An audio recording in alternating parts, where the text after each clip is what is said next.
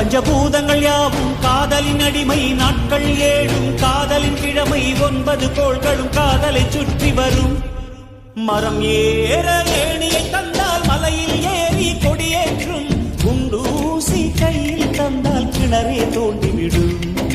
வெறுங்கல்லை வைரக்கல்லாய் காதல் பார்வை மாற்றிவிடும், வெந்நீரில் விட்டால் கூட காதல் நீந்தும்.